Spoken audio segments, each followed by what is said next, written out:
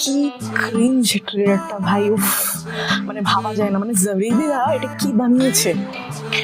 মানে আমি রিতেশ দেশমুখের ফ্যান, এতদিন ধরে বলতাম যে কেন কমেডি মুভিজ করে না, কেন কমেডি মুভিজ করে না। এই মাস্তিফোরের ট্রেলারটা দেখার পরে প্রমিস করছি ভাই আর কোনোদিনও বলবো না।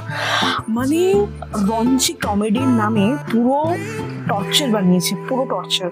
আর এটা কিন্তু ওই লাভ উইজার্ড যে কনসেপ্টের ট্রেলারে দেখালাম না, সেটা কিন্তু 2011-এর হলিউডের একটা মুভি ছিল হল পাস বলে, ওয়েন উইলসন অ্যান্ড জেসন সুডিকিসের, বেশ মজার মুভি, কিন্তু জিও হটস্টারে অ্যাভেলেবল আছে, দেখে নিতে পারো।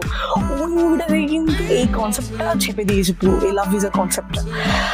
মানে 27 মানে বানিয়েছে, মানে কি বলবো, দেখে পুরো শক লেগে গেছে আমার।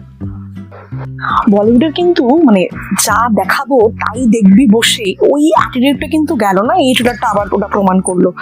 যদিও সিনেমাটা যতই জঘন্য হোক, খারাপ তো ছেড়ে দিলাম, যতই জঘন্য হোক, এই রাবিশ দেখতেও কিন্তু যাবে, এরও অডিয়েন্স কিন্তু আছে। আর তোমার যদি এইরকম ভিডিওস পছন্দ হয় তাহলে কিন্তু চ্যানেলটাকে সাবস্ক্রাইব করতে বলো না। দেখা হচ্ছে পরের ভিডিওতে, বাই।